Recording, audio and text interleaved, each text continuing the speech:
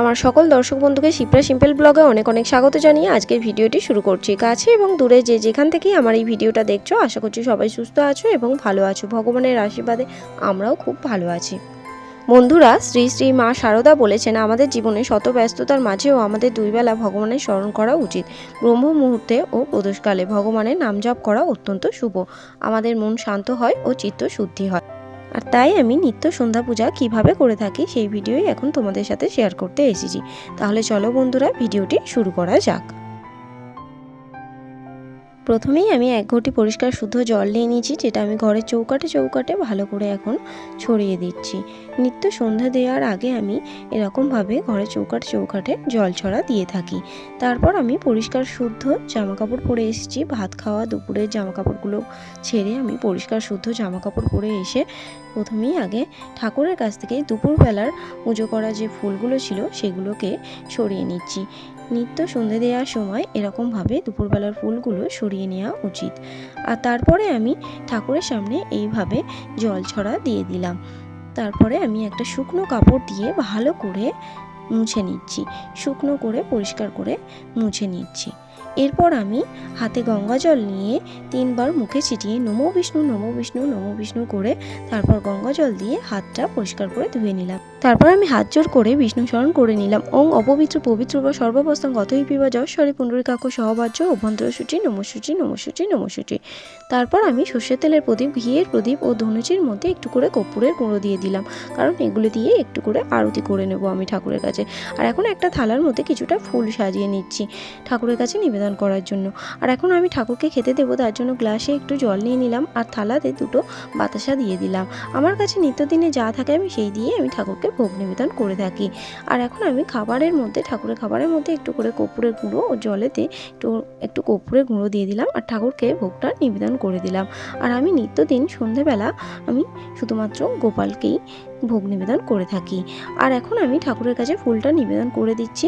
ঠাকুরের কাছে সন্ধেবেলায় ফুল দিতে নেই, তাই আমি একটা থালার মধ্যে সব ফুলগুলো দিয়ে দিয়েছি।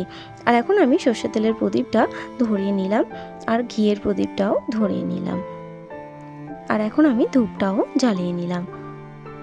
আর এখন আমি সর্ষের তেলের প্রদীপ, ধূপ, ঘিয়ের প্রদীপ, কর্পূর ও ধুনো দিয়ে আরতি করে নেব ঠাকুরকে। তোমরা তাহলে চলো দেখতে থাকো, আশা করছি তোমাদের ভালো লাগবে।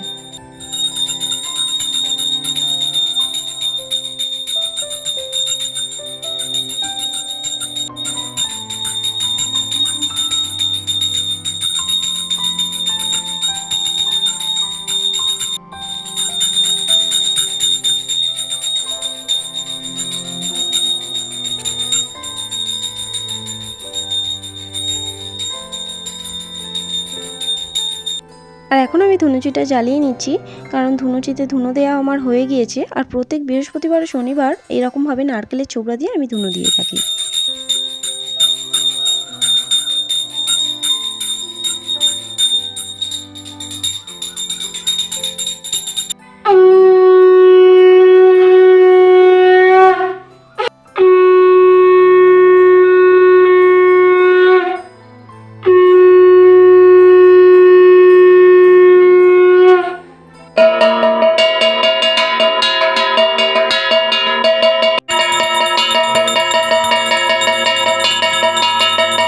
আর এখন আমার ঠাকুর ঘরে সন্ধে দেওয়া হয়ে গিয়েছে, তাই আমি ঠাকুরকে এখন প্রণাম করে নিচ্ছি, দেখতেই পাচ্ছ।